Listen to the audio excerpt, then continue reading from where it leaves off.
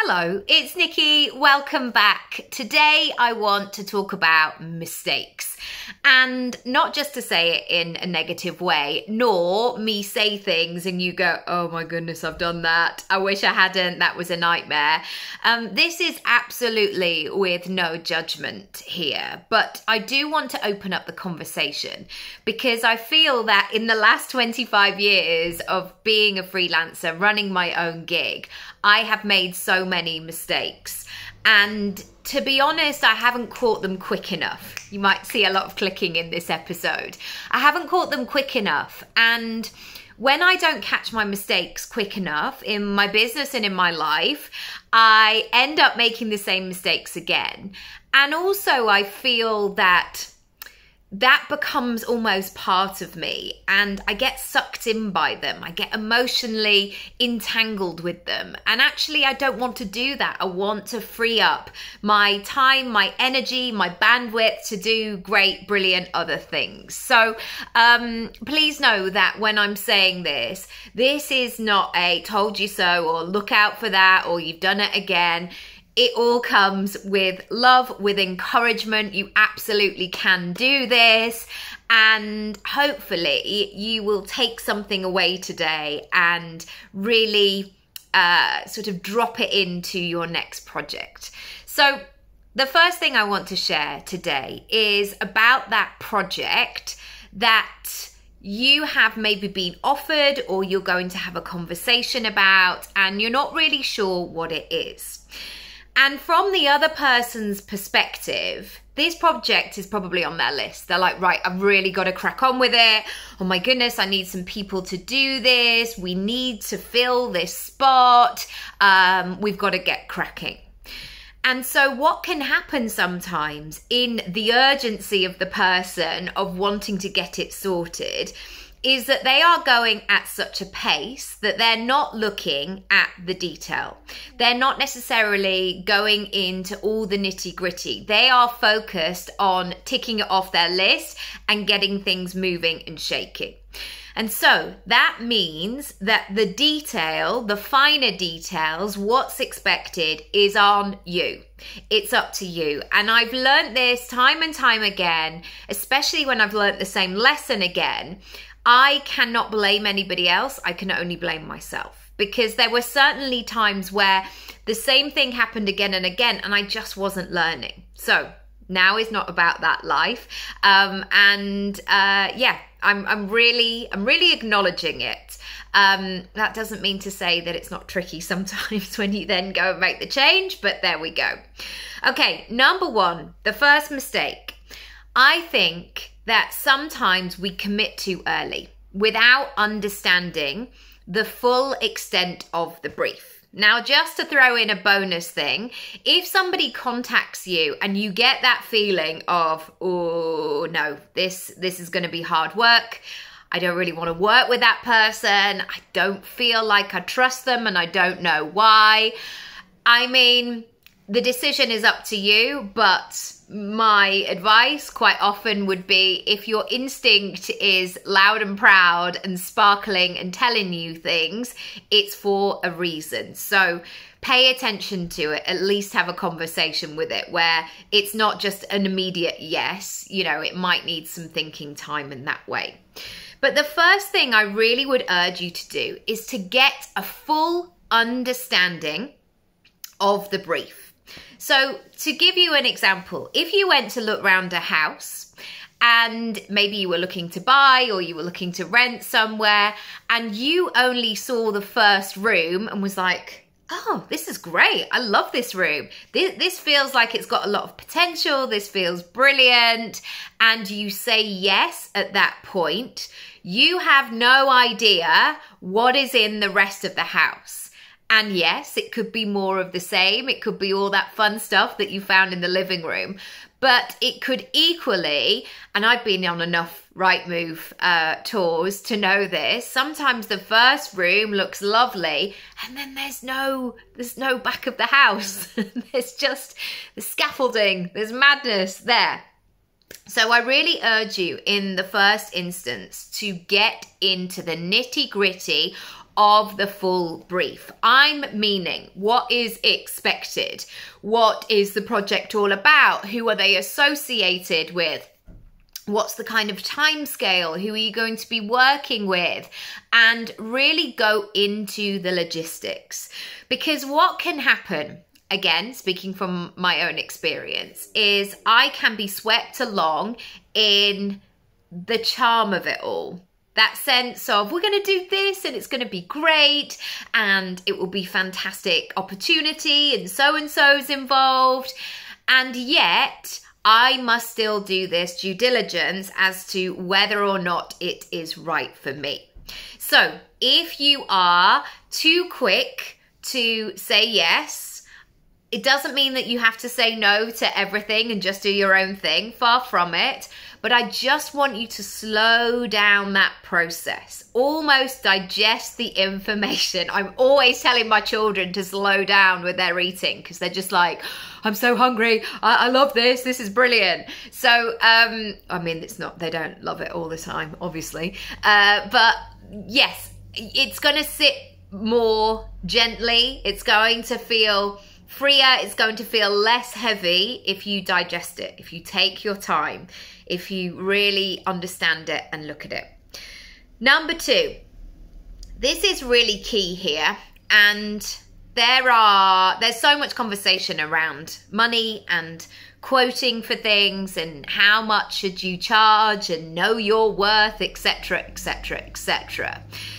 But my discovery in many of these big projects is that there is always more money than you think there is. And that took me a long time to realize. And I also learned to say yes at the first figure, because sometimes that figure was so different to what I had been paid previously. I felt like I was on the weakest link, just going bank, bank. Yes, that would be great. Yeah, let's go. Before they change their mind. I had that sort of feeling. And what I have learned is to really understand my contribution, my value in this scenario, because I am not just there to be paid to be another person in the room. For example, if I was hired as a shelf stacker, for example, my job was to literally take the goods and put them on the shelves. Literally just lift them from one place to another. That is very different from you creating the products, from you designing the shelves, from maybe dealing with customer services and interviewing them and asking them what they like. It's very different from you going and doing an analysis of how many things sold and what was the most popular on the shelf and doing the market research. So I'm not saying any of those jobs are right or wrong, but it's a case that we have to acknowledge that they are different. And I often think about these things with IKEA furniture. And I remember building that IKEA kitchen. You'll probably know the one. It's about 60 quid. We bought it for our son's second birthday. We still got it. He loves it. It's, well, not him anymore. My daughter loves it now, and it's great. And I remember looking at it and saying, wow, okay, I'm going to build this. And I was in that kind of phase of like, I'm making something for my child. Look at me. I'm a carpenter. I can do all of this. And it took me about 5 hours. And then I think it took Matt maybe an additional hour after that, because I hadn't tightened things enough, because I just didn't have the strength. I needed to balance. I'm sure it was a bit wonky, all of these things. And I was thinking that if I paid for somebody, actually, if this person was able to do it within an hour, brilliant. For me, it's not about buying an hourly rate. It's about the finished product. So if somebody just went, yeah, of course, I've built like 19 of these before, I'll just come round. There is so much scope in there for looking at the way that you price things. So I want you to be generous with yourself. I want you to perhaps quote higher than maybe you're comfortable with, or maybe where you're going to negotiate to, and be willing to be in that conversation. Number 3, this is going to help your mental health and it's going to calm your nervous system. So in session 1, or point number 1, we talked about really understanding the brief from a logical point of view and from a kind of a deliverables aspect. But in point number 3, I want you to go deeper. And I want you to understand what will be required. So for example, you might work on a project and they may say, we are really happy that you've got children and we're happy to be flexible. But if they then change the goalposts and say, however, we always meet in Glasgow on a Friday, 9 till 1. And you only find this out in week 2. And maybe you're thinking, well, I don't work Fridays because I don't have childcare. And then suddenly you're in this situation where you're thinking, oh my goodness, I've now got to fly to Glasgow. And what do I do with my child? And do I do it in the day? Or do I get a hotel? And then how does that work? And so I want you to ask those questions. And sometimes it's really difficult because you have to think and you only know as you go through. But I think being very open and transparent in terms of your communication is going to be golden for this. So my agent, for example, in terms of my acting work, he knows that from about 4 o'clock or 3:30, probably 3:30 till 6 o'clock, even 7, I am available. I can reply to an email.